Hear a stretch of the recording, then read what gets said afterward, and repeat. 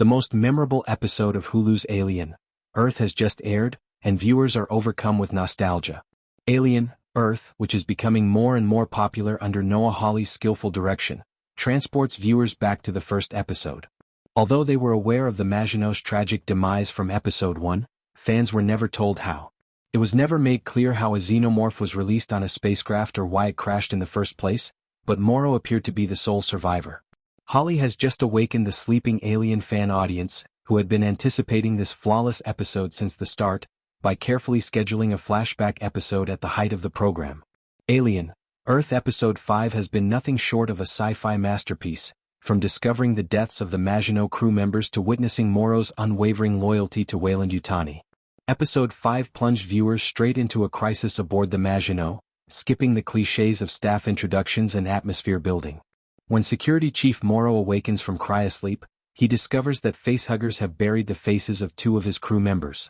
The moment the first facehugger attached itself to a crew member is precisely when fans are taken back to the Nostromo.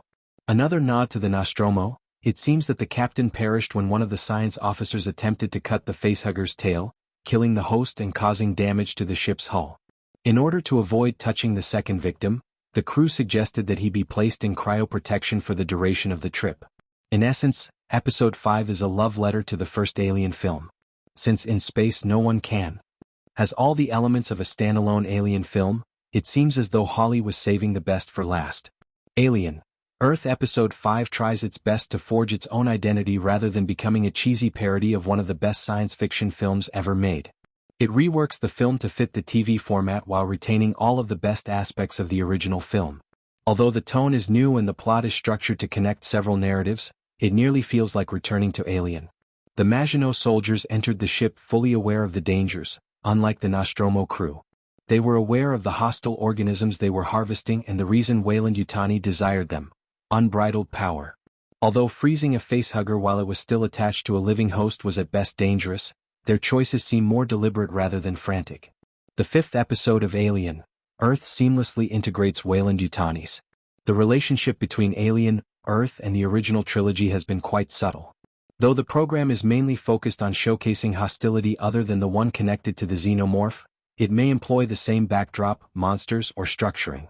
The entire episode is driven by the recognizable feeling of the classic Alien dread until the final act, when the terrible creature actually makes its appearance. In order to make the cargo automatically their property, Cavalier had one of the crew members purposefully destroy the ship so that it would crash on Prodigy territory. His ego and his self-proclaimed status as the Boy Wonder were bolstered by the publicity surrounding the dispatch of the Lost Boys and his pretended interest in the ship's mysteries.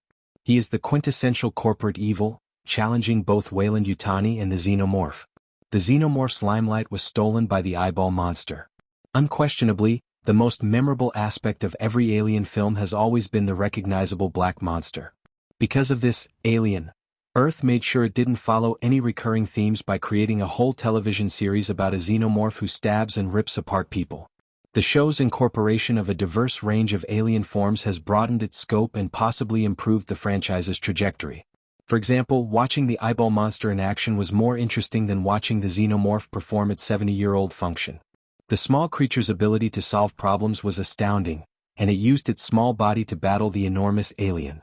The T-Ocellus was obviously unable to do its duties because the xenomorph lacks eyes, but it most likely intended to attack the former for stealing its magnificent and strong body.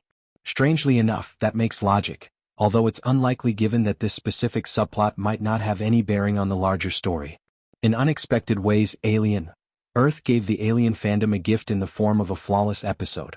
The show throws a curveball by returning everyone to the roots just when everyone feared it was veering off track.